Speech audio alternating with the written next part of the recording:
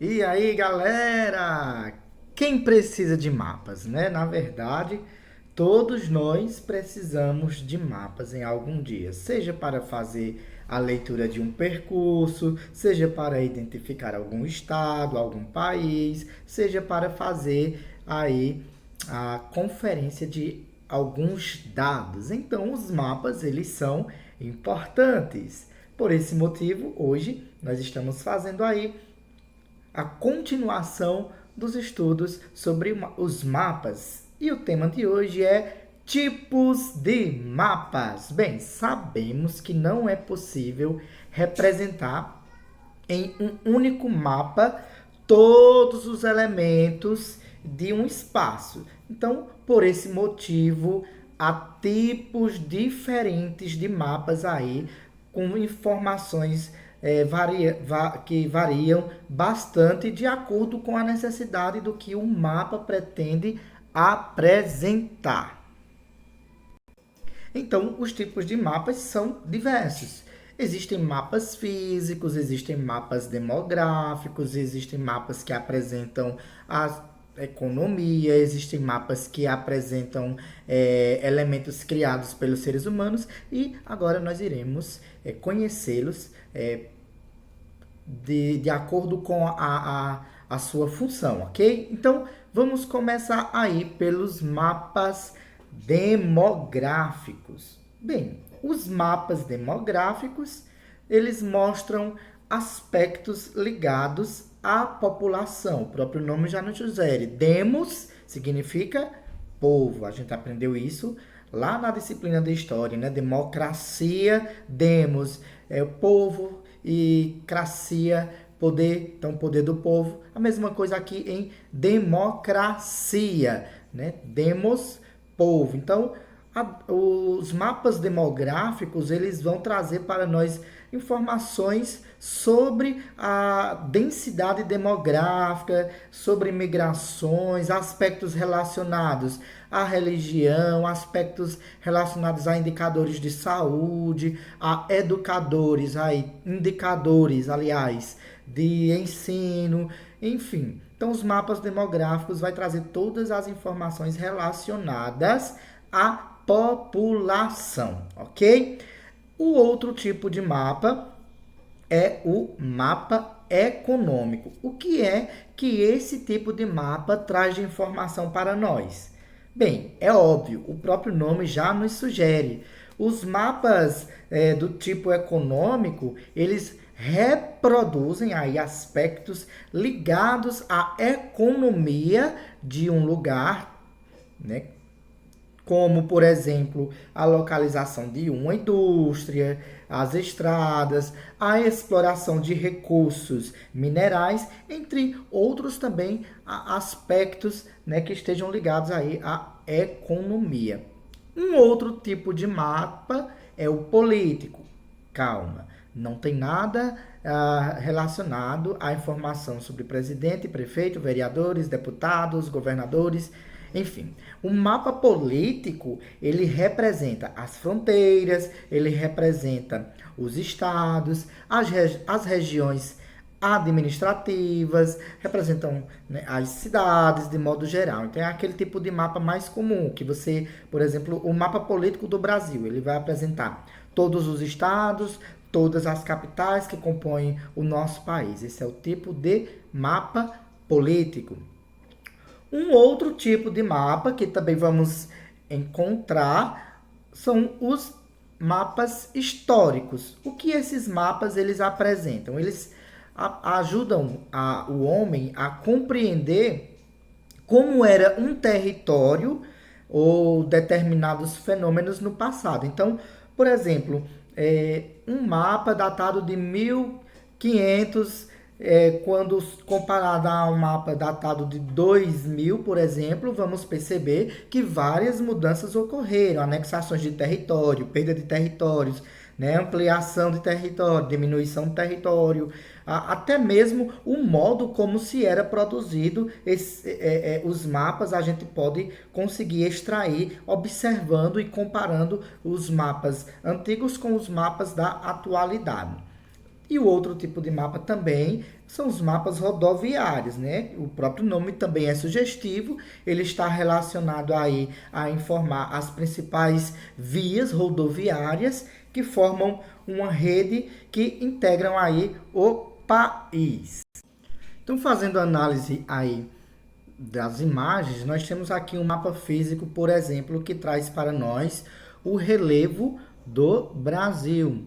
Então, vocês vão encontrar a planície amazônica neste mapa do relevo do Brasil, a planície das Guianas, o Planalto Central e o Planalto do Pantanal e o Meridional, como vocês podem observar aí através da nossa tela. Então, ele traz também quais são as altitudes que este mapa ele informa, né, através aí de alguns indicadores, como cores, que variam, né, também aí de acordo com a intensidade, com a altura, né, que esses planaltos eles apresentam. Deixa eu remover aqui. Um outro mapa que trago aqui para nós analisarmos é o Brasil densidade demográfica. Com certeza você já identificou que tipo de mapa é esse, que é o mapa demográfico. Como vocês podem perceber, deixa eu ampliar um pouco a imagem. Esse mapa ele apresenta a quantidade de habitantes por quilômetros quadrado. Então, por exemplo, ele vai mostrar cores, através das cores, né, o índice aproximado de pessoas por quilômetro quadrado. Então, nós temos regiões que têm menos de uma pessoa por quilômetro quadrado, temos regiões que têm de 5 a 20 pessoas e temos regiões que possuem acima de 250 pessoas por quilômetro quadrado. Então, esse mapa, Brasil Densidade Demográfica, ele é do tipo demográfico. Né? Vamos para a leitura de outro tipo de mapa. Aqui temos o Brasil Recursos Naturais. O mapa Brasil Recursos Naturais, Minerais, aliás, ele está relacionado aí a qual tipo de mapa? Isso, mapa econômico. Como vocês podem observar, ele traz aí quais são as áreas do Brasil, quais são as áreas do Brasil que existem focos de minerais. Aí, logo abaixo na legenda, ele indica quais são os tipos de minerais que são encontrados no território brasileiro. Então, por exemplo, tem cobre, tem o ouro, tem o níquel, tem o carvão, e aí você vai fazendo, deixa eu ampliar aqui para vocês, né? Você vai fazendo a leitura, observando quais são as cores que estão apresentadas na legenda, conferindo no mapa, e aí você vai identificando quais são os tipos de mineral que se encontra aqui no nosso país. O outro mapa é Brasil, regiões administrativas. Que mapa é esse, galera? Esse é o tipo de mapa político. Muito bem. Então, o que é que acontece aí no mapa político? Ele vai apresentar as regiões, né, que compõem o nosso país. Quais são as regiões? Vamos lá. Quem lembra? Tá aí, ó, na legenda. Norte, Nordeste. Isso, muito bem. Sul, Sudeste, Centro-Oeste. Ok, aí continuando, a gente vai agora para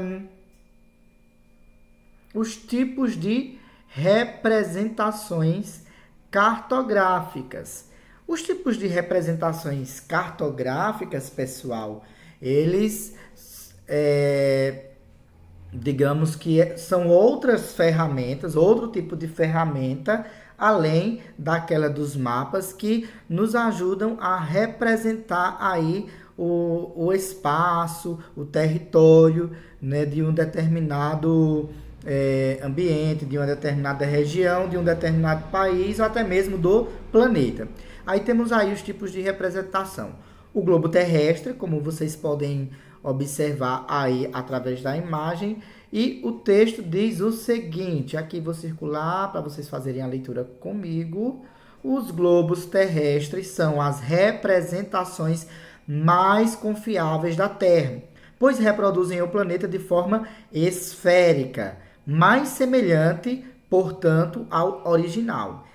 Neste tipo aí de representação cartográfica, são atribuídos aí a configuração dos continentes, dos oceanos, que também são próximas aí do real. Então, o globo terrestre, ele é em forma esférica. O que é uma forma esférica?